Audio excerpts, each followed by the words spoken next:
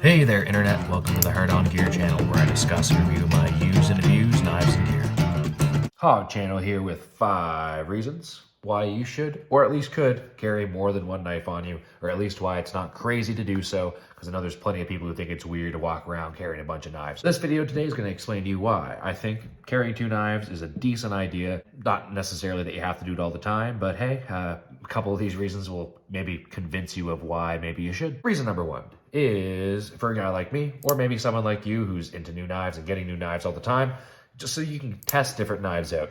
My Toray Anaconda, my absolute favorite knife that I have. Just kind of in love with this knife since I got it. I don't always use it, but I always carry it on me because it gives me an opportunity to test it out on different things whenever I want to. Different things like the Rat Model 2 or the old Benchmade 940-2 that I had. I carried as a smaller backup knife, and then sometimes I had it for different things if I wanted to test it out. I'm not really into traditional knives like this Grohmann #1 design that I have here, but sometimes I'll throw this on my hip, on my belt, and at least I'll have other options, even if I don't really want to use this for certain tasks, because it really isn't my style and not my preference. It'll give me the opportunity to test it out if I am doing something, especially my old job where I might be processing different animals and stuff. Kind of sweet to have something like that on me. Different knives, different options, all kinds of different things you can test out if you're willing to carry more than one knife on you. At least you have it there for the opportunity. Or if you want to compare knives, you can say, you're doing some wood work, some kind of whittling or anything like that, processing firewood. You can test out one knife, test out the other knife, go back and forth and really get a good sense of what works better. If you've never tested out a Scandi grind knife, test out a good Scandi grind knife, probably a newer, less rusty model than this old beat up $20 more companion. But a Scandi grind versus a full flat grind, you really feel the differences and decide if it's worth carrying a certain knife for certain tasks. Ooh, that worked out pretty well. That was a nice organic segue to reason number 2, which is you carry different knives for different tasks. So whether that is, like I was describing, whether you want to do some comparison stuff and there's a certain knife that you find is better for certain jobs, like a Scandi grind for doing woodwork. If I'm going to be doing wildfire stuff or I'm going in the woods, really for anything, I'm going to want to have a Scandi grind on me, because once you've done carving and any kind of bushcraft with a Scandi grind knife, nothing else is going to compare to it. You just don't want to go without it. So normally have something on me for one of those tasks if I'm going to be out doing that kind of stuff. Same thing if you're going out doing any kind of bushwhacking, or if you expect to be in a situation where you might want some kind of a chopping implement. You don't necessarily need to have something like this, a small hatchet or an axe or something larger. This is a Fast Hawk, a SOG Fast Hawk that a buddy lent me. I'm going to do a video up on this one pretty soon and clean it up and put an edge back on that bad boy. Maybe see if I can't touch that spike up.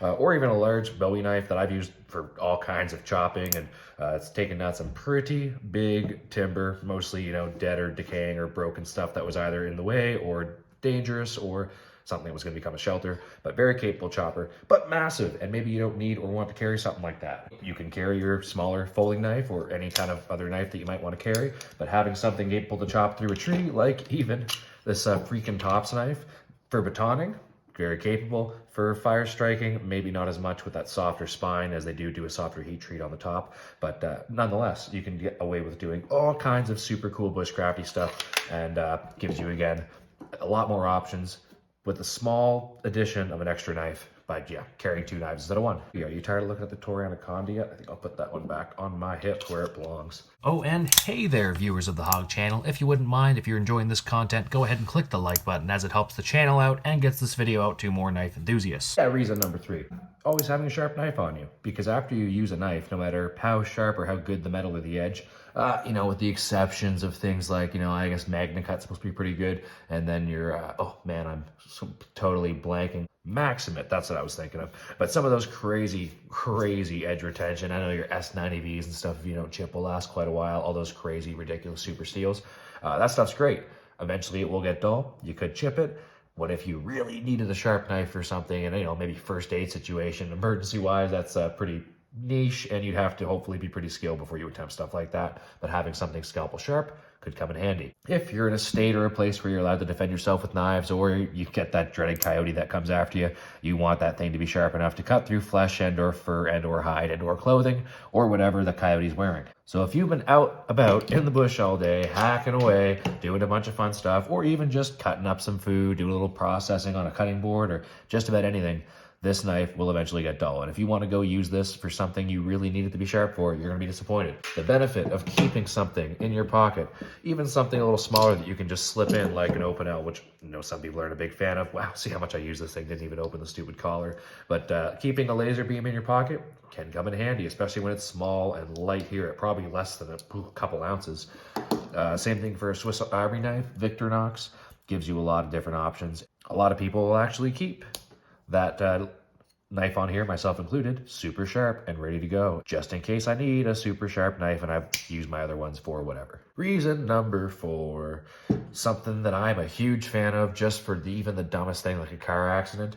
If you, for some reason, lose the ability to use one hand, or Metal Complex always use this fine, rational analogy for a normal person, if you're doing some kind of carpentry work or a tradesman or you're roofing, climbing a ladder, anything like that where you're using one hand to either keep yourself stable or doing some kind of a job, to be able to manipulate one knife or get a knife out with either hand is kind of an advantage. So being able to have one knife available on your right hand and one knife available on your left hand, whatever those knives are going to be, however you want to have that set up. I typically like to go even further than that. I'll normally have like maybe 3 knives and a multi-tool on me. So I'll typically have something in a handle down position like this on my offhand, a fixed blade, perhaps like my Toray Anaconda available on my left hand, and then also a folding knife available in my pocket on my left hand. So I've got something with either hand no matter what situation I'm in. Most of the time it's just, hey, it'd be more convenient for me not to put the thing in my left hand down, so I'll grab this with my right to be able to get this away from clothing. This is a little more available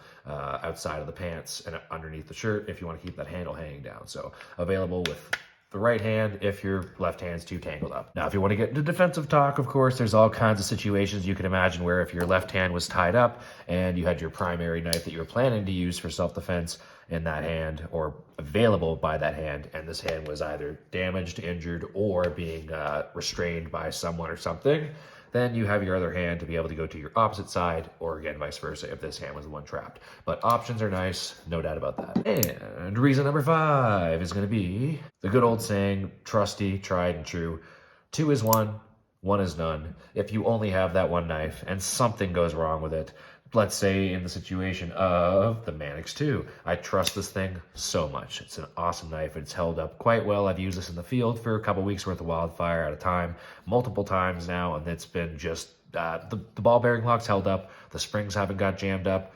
nothing really has gone wrong with this knife. But if it did, and if this knife came apart in the field, I would not be able to put it back together without tools, and I would probably be losing pieces if this were to come apart in the woods, anywheres in the bush. So what would I be? Screwed, more than likely, or at least definitely more hindered than I was when I had a functioning knife. So having some kind of a backup on you, especially something super reliable, especially if I'm going to be carrying a knife that maybe I am less trustworthy of, like the Paramilitary 2, still a great knife, but Spyderco's let me down a little bit. I'm still missing a pivot screw for this guy. It hasn't affected the knife too much, but definitely need to be getting that sorted out at some point. And it's definitely thinner, and the tip could break. The whole freaking blade could break off. It's just more delicate and more complicated of a knife. So to have something that I trust more than anything else, like the SE Azula 2 there as a backup, 2 is 1, 1 is none, definitely is a good rule to live by for most things. If you can get away with it, you can only carry so much, and sometimes you got to be careful. You definitely learn that in the Army through the training process.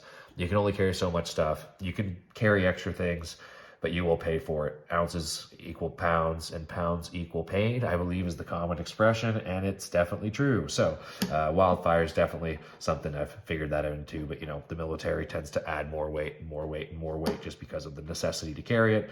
And yeah, let me tell you, it's a different level. So, and hats off to anyone who goes beyond to special operations and like combat engineers, anyone carrying massive loads, recce guys and stuff. So yeah, kudos to you, you freaking animals. But that digression over, let me just say again, having more than one knife, many different reasons. Those 5 reasons again really quickly. Number 1 is to being able to test more knives if you want to go through different knives that you haven't had a chance to test because you carried the same ones like myself. I have my preferences. A lot of my other knives get neglected. Reason number 2, to be able to have task-specific tools. Carrying multiple knives gives you different options. If you're wanting to carry a certain knife for certain tasks, if you're going out hunting, you have one for skinning, one for doing bushcrafty stuff, that kind of thing. One thing I forgot to mention there was carrying a knife like the 8015 with the Scorpion lock. If somebody asks to borrow a knife, maybe I don't want to give them this one. Maybe it's nicer to be able to hand over something a little more generic, like a Swiss Army knife. Reason number 3, always having a sharp knife because, well, you want your knives to be sharp. If you're going to use them, they're going to get dull. Why not have one that's just ready to go to work whenever you need it? Reason number 4, being able to access a knife with either hand, because if your left or right hand becomes disabled and you're unable to get to your primary knife, you always have the other one to go to for, again, whatever kind of crazy situation you might be in. And the 5th reason, maybe the best reason, maybe the only reason, is that having more than one of something that's super crucial to your survival in a lot of situations, or just nice to have for a lot of situations, it's just a good idea. So redundancies can be very essential, and having 2 knives on you is probably one of the best redundancies I could ever have or recommend that you have. A spare pair of underwear never hurts either. There you go. Have a great whatever day, probably a Monday if you're watching this on the release date. Give this video a like if you haven't already. Appreciate that as always. See you the next time you find yourself on a hog video, hopefully soon. Feel free to check out the channel or the videos or the playlist to see what's available. Until then, Hard On Gear channel, signing off.